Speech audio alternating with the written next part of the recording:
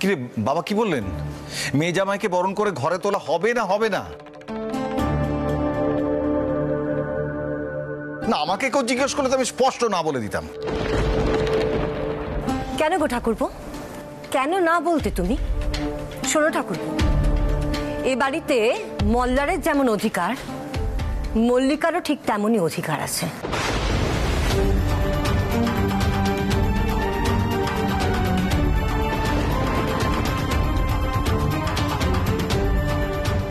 মল্লার বাবা কি বরণ করতে বারণ করেছেন? না। ব্যাস, তাহলে তো ল্যাটা চুকেই গেল।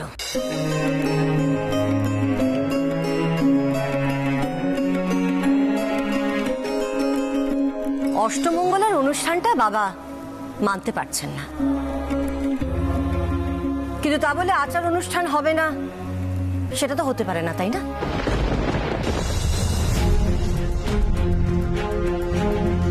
বাবা নিশ্চয়ই চাইবেন না যে তার নাতনির অকল্যাণ হোক। বাবার রাগ পড়ে গেলে বাবা ঠিকই মল্লিকাকে আশীর্বাদ করবেন।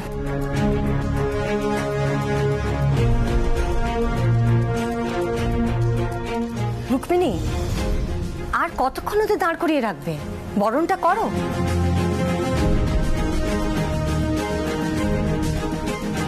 তা না হলে আমি নিজেই ওদের বরণ করে ঘরে নিয়ে আসবো।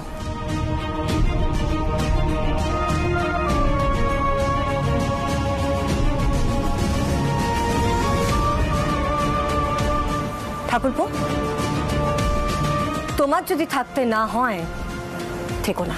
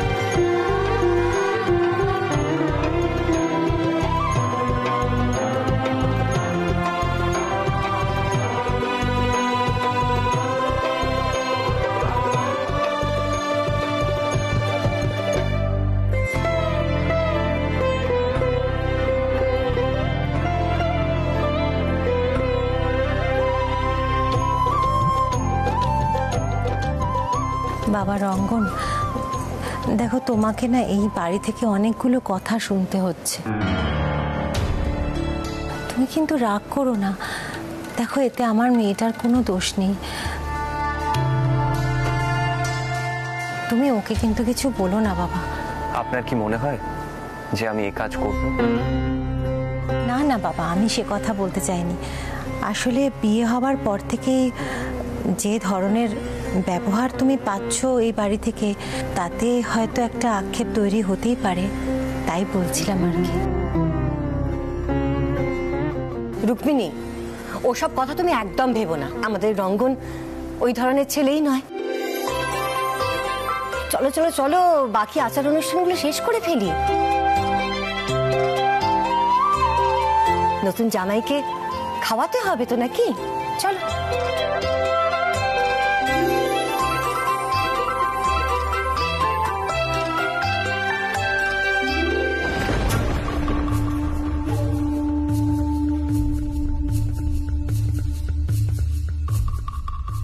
এই ছেলেটাই মল্লিকার বদনাম করেছে, আবার বিয়ে করে ওকে দূরে সরিয়ে নিয়ে গিয়ে এবারে মান সম্মান ধুলোয় মিশিয়েছে। এ আমি কি করে ভুলবো? সুরমণ্ডলের এই ছেলেকে আজ আমি তার জায়গাটা দেখিয়ে দেব। দাদু অন্তত তাতে একটু শান্তি পাবে।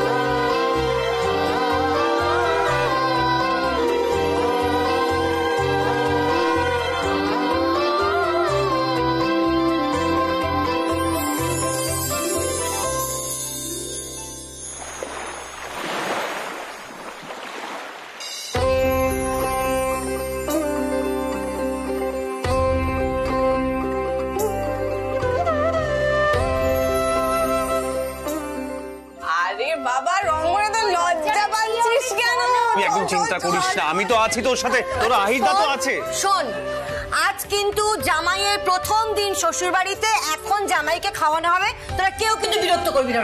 আরে বাবা পাগল নাকি সৈনী আন্টি, রঙ্গন কি আর শুধু এখন আমাদের ভাই? আমাদের নন্দাই বলে কথা। হ্যাঁ সত্যি তো। তো জামাই বাবা জীবন, ওরা তুমি চুপচাপ এখানে বসো, তুমি সমস্ত কিছু খাবার খাবে, একদম লজ্জা পাবে না, আমি কিন্তু সবাই দেখবো, ঠিক আছে? আহিরদা শেষে তুমিও। আচ্ছা আমি কখন জামাই জামাই হাব ভাব করলাম বলো তো?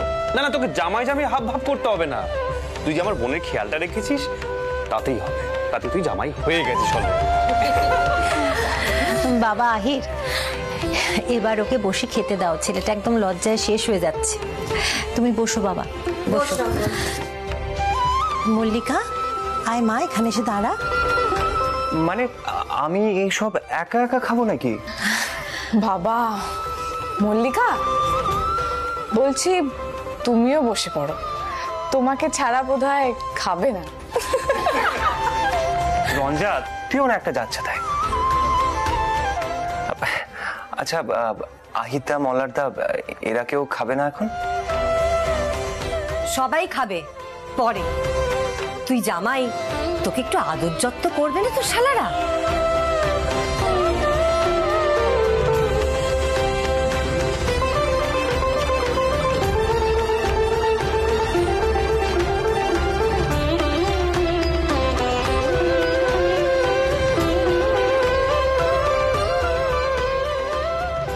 ওরে বাবা রে, আদর যত্ন মানেই তো বিপদ। ও সৈনী আন্টি, তুমি তো জানো আমি বাবার মতো নই, খেতে অতটাও ভালোবাসি না। না না, আমি না এত খাবার খেতে পারবো না গো। তা আমাকে কেন বলছিস? আমি কি করব? তো শাশুড়ি মাকে বল।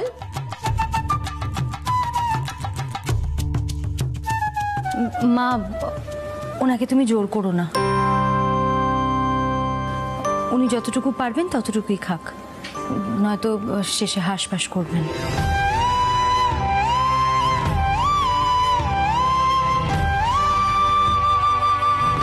তুই থাম। আরে বাবা, কি কাণ্ড দেখো তো দিদি, জামাই প্রথমবার বাড়িতে এসেছে, আমি জোর করে খাওয়াবো না? তুমি শুরু করো বাবা। তুমি শুরু করো তো। এই পিলু, এটা কিন্তু যাচ্ছে তাই হচ্ছে না, আমি এত খাবার খাবো না, অসম্ভব। বেশি না বলো না রঙ্গন।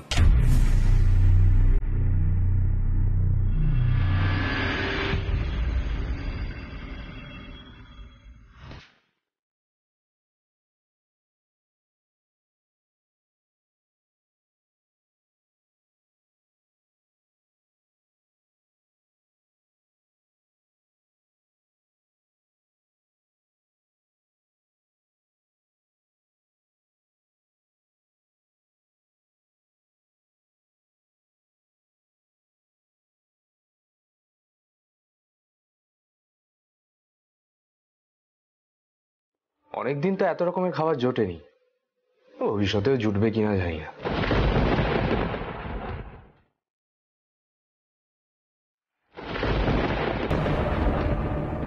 মা, একটু বেশি করে খাবার ওদের প্যাক করে দিও, কালু খেতে পারবে।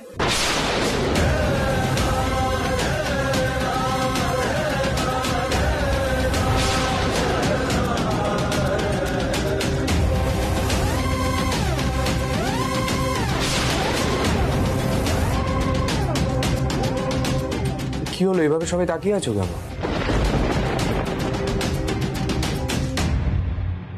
আমি ভুল কিছু বললাম নাকি?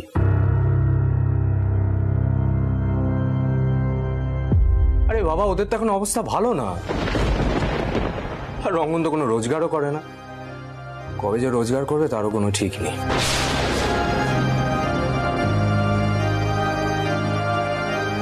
এই সব মিলিয়ে এরকম রাজকীয় জামাই আদর তো সবসময় জুটবে না, না? তাই বলছি, যা পাচ্ছ ভালোভাবে পেট ভরে খেয়ে নাও, সঙ্গে নিয়েও যেও।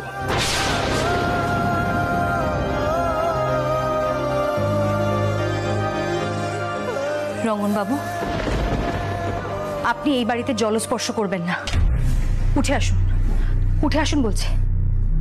ওরে বাবা, মা দেখো, আমার বোনের তো অনেক গলা বেরিয়েছে।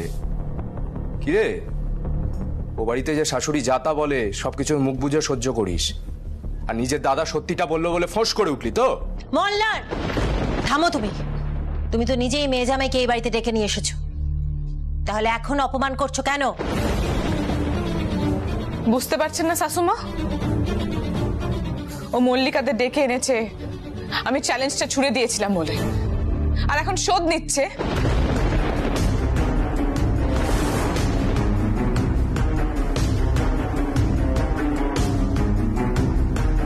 তোমার যদি শোধ তোলারই হয় তাহলে আমার ওপর তোলো, রঙ্গনকে কেন অপমান করছো?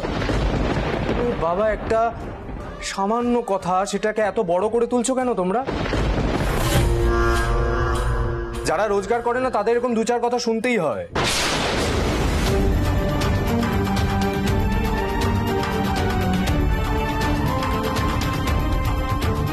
তার উপর তো বাবু আবার বিয়ে করে বসেছে, এদিকে পকেট ফুটো।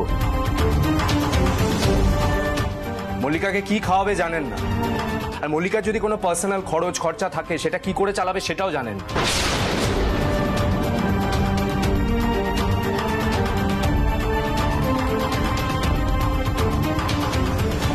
এদিকে দিব্যি অষ্টমঙ্গলায় চলে এলো, তাহলে তো বলতেই হয় খেতে এসেছে, তাই না? আরে খেতেই তো বলছি, পেট ভরে বেশি করে খাও। আরে মা দেখো কি লাগবে, আরো দাও ওকে। বললার, আমি আমার মুখ থেকে না সত্যি কোনো ভাষা বেরোচ্ছে না। মানে এইভাবে যে অপমান করা যায়, আমি সত্যি কিছু বলতে পারছি না তোমায়।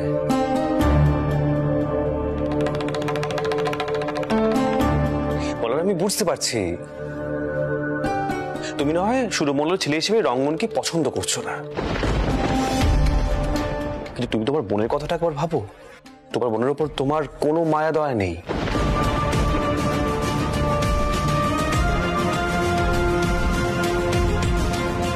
তুমি তোমার বোনের বরকে এইভাবে অপমান করলে সবার সামনে।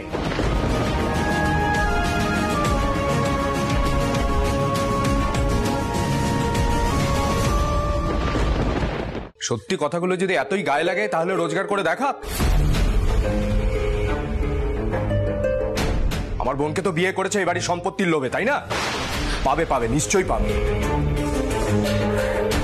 ভুল করছো মল্লাদা, আমি তো তোমার মতো নই। যৌতুকের ওপর ভরসা করে তো আমি জীবনে বসে থাকি না।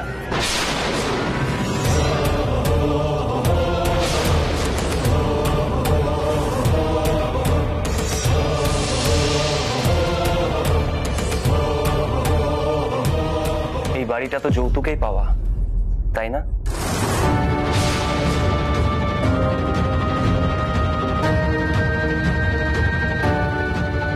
কাগজপত্র অন্তত তাই বলে। যত বড় মুখ নয় তত বড় কথা।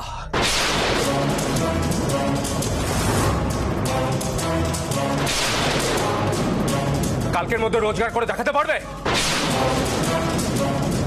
তারপর তোমার এই বড় বড় কথাগুলো না আমি মেনে নেব।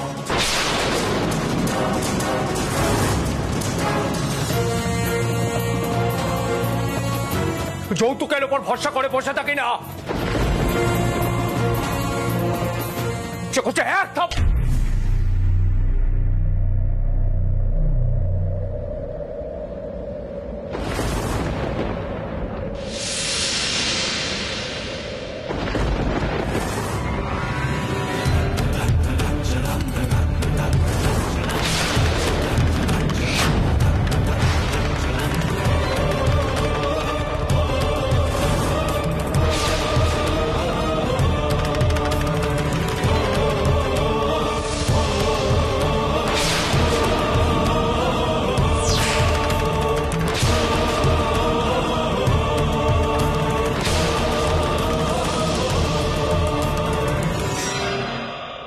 উনি কালকের মধ্যেই রোজগার করে দেখিয়ে দেবেন।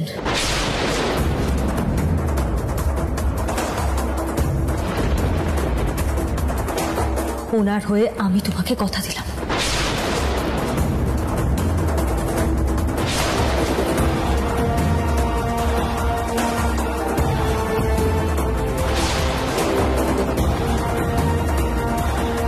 ওনার রোজগারের টাকা আমি কাল তোমার মুখের সামনে এনে ফেলবো।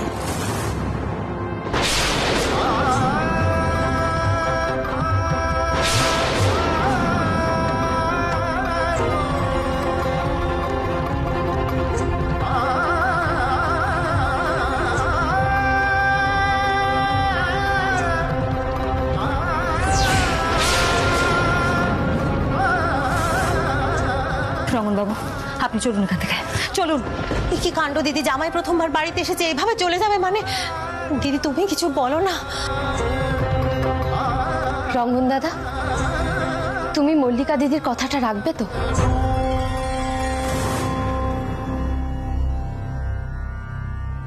না না, রাখবে না কেন? নিশ্চয়ই রাখবে। আমি তো নিজে বলেছিলাম ওর রোজগারের ব্যবস্থা আমি করে দেবো, আমি তো বলেছিলাম সেটা।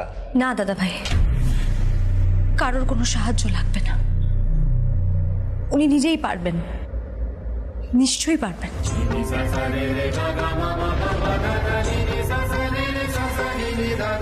আপনি এখানে এখনো দাঁড়িয়ে আছেন কেন? আরো অপমানিত হওয়ার জন্য? চলুন না। মল্লিকা, আমার মাও তো আপনাকে অনেক কিছু বলেন, আপনি সেসব কথা মুখ বুজে সহ্য করেন, কোনো উত্তর দেন না। কেন বলুন তো? কারণ আপনি সবার মর্যাদা রক্ষা করেন।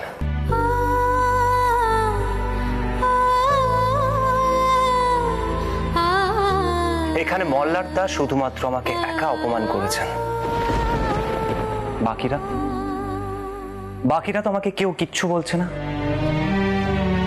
কাকিমা এত যত্ন করে রান্না করেছেন আমার জন্য, এখন যদি আমি শুধুমাত্র একজনের কথায় রাগ করে এখান থেকে উঠে চলে যাই, তাহলে সেটা কাকিমার অমর্যাদা করা হয়।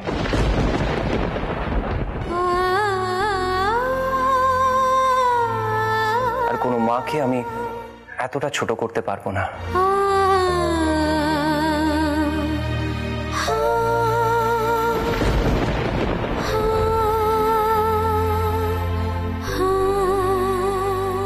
তাতে যদি মল্লার দা আমাকে বলে যে আমি খেতে পাই না বলে এখানে আমি চুপচাপ বসে বসে গিলছি, তো বলুক, আমি গায়ে মাখবো না।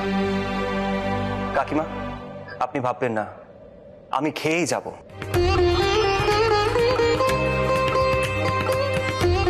আর মল্লিকা যে কথাটা দিয়েছেন, আমি সেই কথাটাও রাখবো।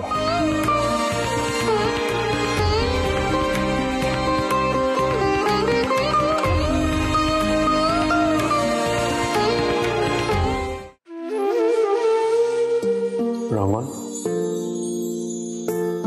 তোর আহিরদা হতে পেরে আজ আমার সত্যি গর্ববোধ হচ্ছে। সত্যি রে কাকিমা, দেখলে তো আমি তোমার মেয়েকে জলে ভাসিয়ে দিইনি।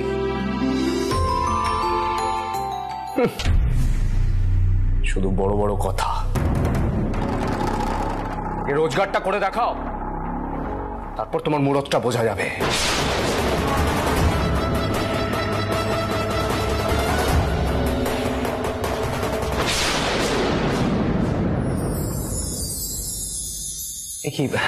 কি করছেন আপনি কাকিমা? বাবা, আমি গত জন্মে নিশ্চয়ই কোনো ভালো কাজ করেছিলাম, তোমার মতো জামাই পেয়েছি তো।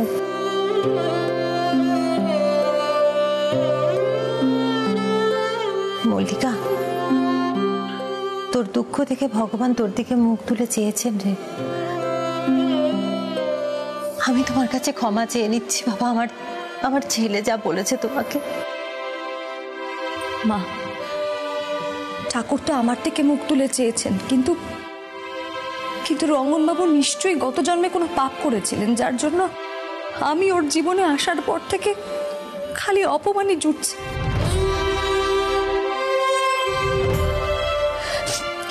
এটাই দুঃখের।